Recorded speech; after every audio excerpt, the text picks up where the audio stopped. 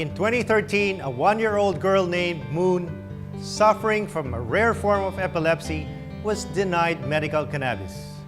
According to her parents, the alternative treatment could have saved her life. Moon left a legacy though, as her case opened a discussion on access to medical cannabis in the Philippines. Fast forward 3 years later, Moon's story still serves as an inspiration for those who want to be allowed access to the natural drug, so that sufferers would not meet the same fate. In the natural scheme of things, children are supposed to outlive their parents. But in the case of June and Micah Utok, it was not to be. Their precious Moon Jaden succumbed to the Dravet syndrome, a rare form of epilepsy at just 1 year and 8 months old. For our daughter, she has 3 or 4 types of seizure, which is ending up to what they call Dravet syndrome. Because of her having seizures 300 times a day, yun yung nagiging effect na, yun nga, delay, hindi siya makapagsalita. And ang very painful pa is, for example, bagong gising yung bata, kailangan patulugin namin siya ulit kaysa mag-seizure na lang siya. At the age of 6 months, naka-steroids na siya. They desperately searched for a cure until they found a case similar to Moon's. The kid was successfully treated with medical cannabis in Colorado, USA. Parang hopeless na kasi ultimo yung doktor nag-gave up eh.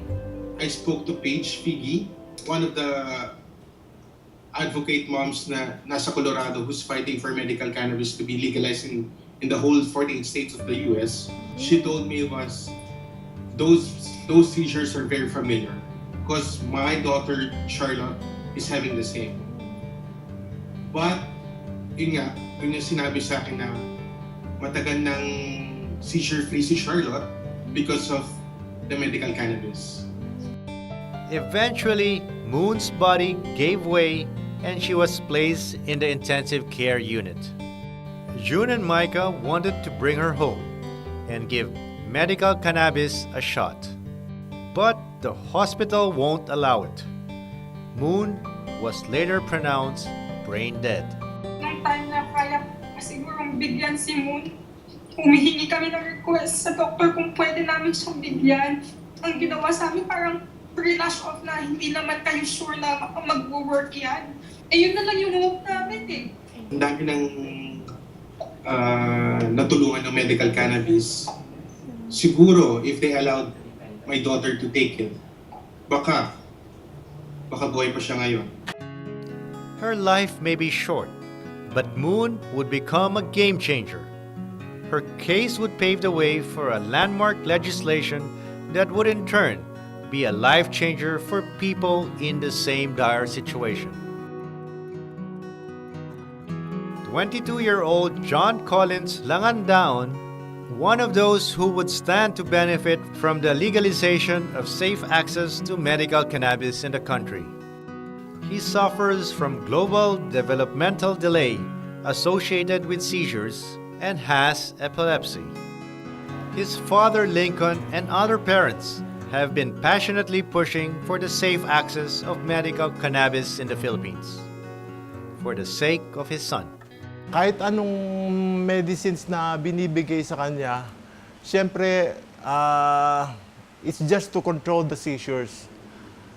But medical marijuana has been proven to really stop the seizures and has improved the lives of a lot of patients. It's time to exercise. John has been switching medication since he was a kid and has gone through a number of surgeries. He gets sick frequently because of his compromised immune system. He has medicines for these and takes continuous medication for controlling his epilepsy, but not totally curing it. For all these, Lincoln sees medical cannabis as their last hope. If our legislators would approve the bill Ay sana po ay matutulungan po niya yung aking anak at hindi lang po yung sa aking anak, pati na rin po sa karamihang mga may sakit na mas malala pa sa kanya. Yan. Higa. In these cases, it is not only the patients who suffer, but also the people around them. And for a parent, there is nothing more heartbreaking than feeling helpless while seeing your child in pain. Ang magagawa mo lang talaga is just to pray na for the seizure to stop. Talagang bugbog na ng gamot yung anak ko eh. Kaya it's just a ticking bomb na waiting to happen. Huwag na sana nating hintay na mangyari pa yon. Moon, Jaden, and John are just two of the many faces of hope and struggle in the advocacy for safe access to medical cannabis. There are hundreds like them who are patiently waiting for the government's green light on the treatment. We've lost so many lives already and we don't want that to happen again. Our plea to the government is to act fast on this because more lives will change for the better, more lives will be saved. Medical marijuana which will change your life. For Dr. Tan, medical cannabis is the key to a lot of rare and chronic diseases, as backed by both research and testimonials. And it is high time to give it a shot.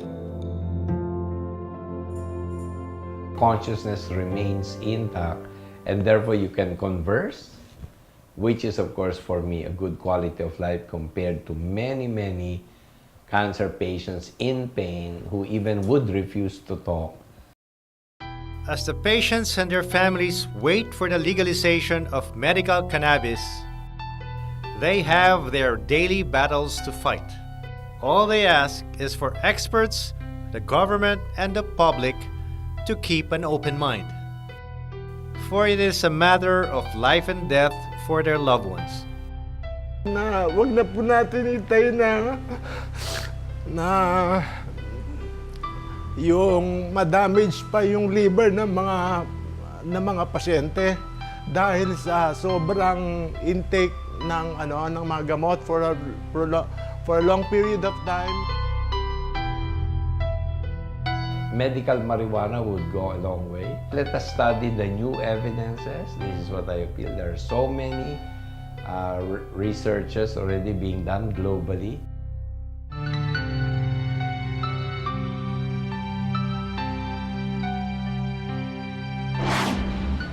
In the midst of government's crackdown on illegal drugs, now may not be the best time to push for the legalization of medical cannabis. Then again, this may be just the right time. With everything out in the open, people can discuss extensively a controversial yet beneficial issue on the part of the sufferers and the loved ones.